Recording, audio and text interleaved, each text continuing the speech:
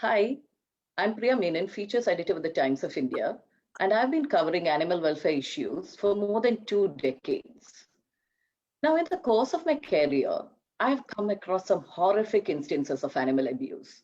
But also, these have come to light due to the efforts of people who have been very quick to respond in such situations and be a voice for the voiceless. Now, I'm sure there are plenty of people out there who would be very ready to help animals in distress but don't know what to do or whom to turn for help when they face such a situation. That's why I have with me today Arun Prasanna, founder, People for Cattle in India, who's here to give us some very practical tips and pointers. He has been helping to rescue and rehabilitate animals for more than 12 years. So, Arun, I will start with a very basic question. What can people do if they come across an animal that is injured or in distress? Okay. First of all, thanks to you for this opportunity and congrats on whatever you're doing so far. Okay. So coming back to how to help an animal that badly is injured on the road. See, when people see such incidences, they are not aware of what they are supposed to do. There is a sense of panic. So I would advise them to first try to analyze what exactly is the problem. There might be a case where this animal does not need immediate consultation of a vet. For example, there might be a puppy which is either malnourished or dehydrated or famished or any other reason which can be treated then and there instead of taking him to a vet. Okay, so I would advise people to first and foremost understand what exactly is the problem. If the animal is not in a very bad shape, for example, it's a small cut of injury or something like that, those can be treated then and there. Otherwise, they will have to take him to a veterinary hospital or try to connect with a rescue organization or an individual rescuer. Now, if it's a case of serious injury or some other distress, they will have to try to first secure the dog or cat. Securing the dog or the cat is not at all easy because most of the time these cat or dog, they are bit snappy when they are injured. Okay, they get little agitated. So it's always better to try to put a muscle on their mouth and try to like secure them. Or otherwise, you can also try to put a rope on their the face, the mouth part, so they don't become aggressive. Or otherwise, wait for animal welfare organizations or rescue teams to come and help. Okay, this is first and foremost. Then later, if the dog or cat is taken to a veterinary hospital, always try to like keep a follow of what exactly is the problem, right? If it's a minor injury or minor ailment, it's a matter of time, 3-4 days. I think like it normally takes for a dog or a cat to recover. Based on the recovery time, after doctor's recommendation, the dog or the cat can be brought back to the same place because shelter is not the place for any animal. Shelter is only for those animals which are extremely ill or terminally ill. So people should be like responsible.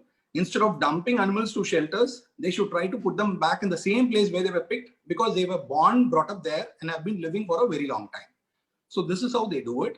They try to give first aid. If first aid is not possible in cases of extreme injury, try to connect with a veterinary doctor or try to connect with a rescue team.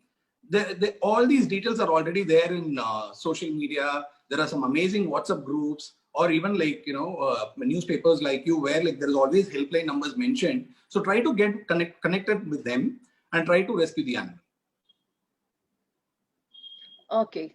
And what about instances of animal cruelty? Because these are reported across the country almost on an everyday basis. So if you come across a case of animal cruelty, what can you do? Do you like reach out? Do you first take the animal to a vet? Do you keep the police posted? What kind of evidence do you need? How do you file a complaint? Okay. So this is something unfortunately happening in large scale these days compared to earlier days. There are like cases of animal cruelty every day. So again, this is something similar to what you do with respect to rescuing an animal. When you see an animal being abused or cruelly treated, first and foremost, try to stop the person who's abusing or treating the animal cruelly. And meantime, also try to record the entire situation. So this plays a major role when you go to the police or the court. Okay.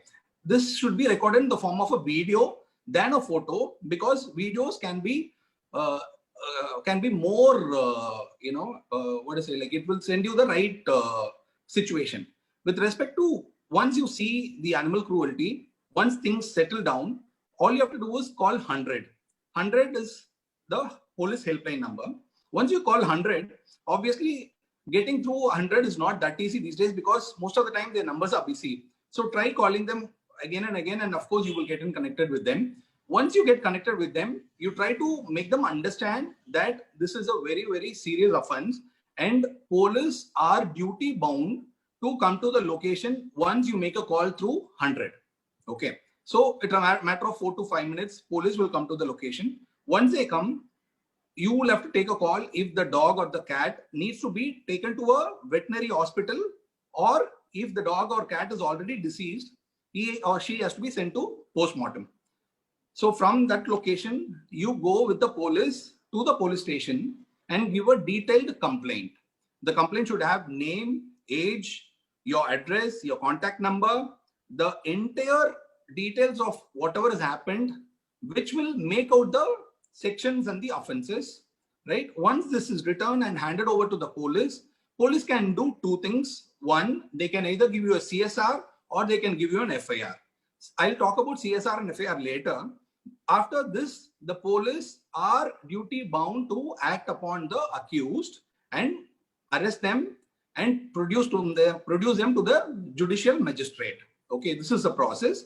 Meantime, the animal in distress, if the animal is alive, has to be treated at a veterinary hospital, get hold of the certificate from the veterinarian, which can be used for you when the matter comes for hearing in the court. So this is what you normally do. Though it sounds very complicated, it is actually not complicated. It's very simple. Give a police complaint. Police are duty bound to act. When they act upon, you make sure all the sections of animal cruelty are mentioned in the FAR or the CSR and take it forward. Okay. And what is the difference between an FIR and a CSR? Okay. So CSR is nothing but a community society register, whereas FIR is a first information report. So CSR is normally filed. It's basically a acknowledgement given by the police for the complaint we give.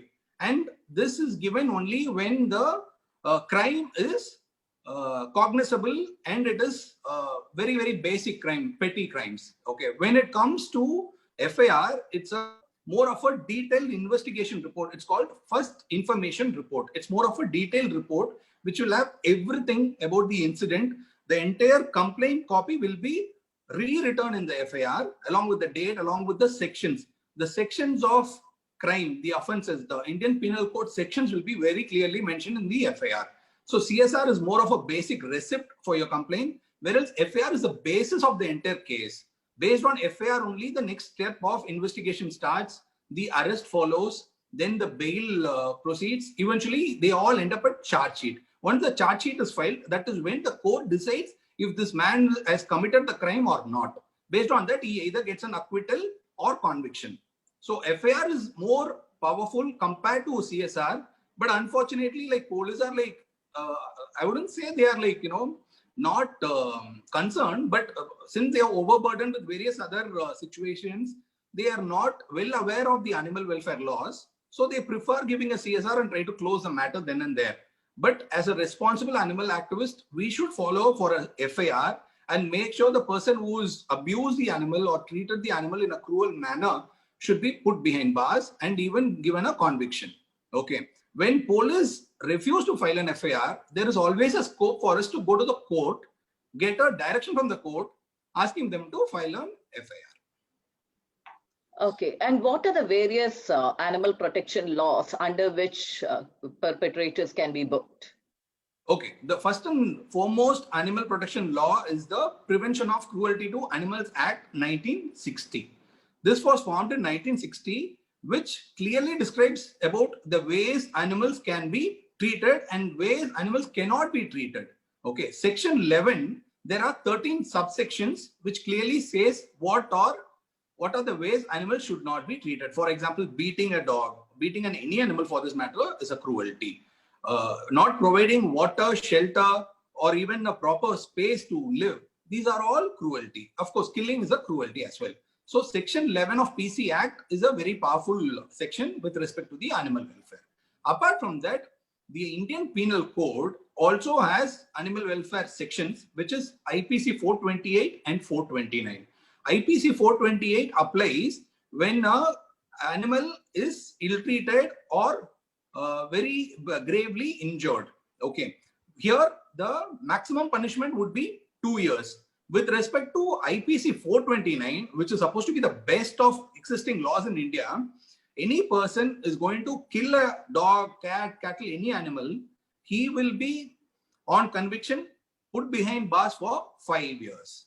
Okay, so animal laws in India are not very bad as people think it is, but it all depends upon how we pursue it. Make sure the police, instead of filing only a FIR on PC Act, make sure they put even IPC 428 or 429. If that is the case, many cases, all these abuses will not get away and eventually they'll all end up in prison. Okay, thank you, Arun.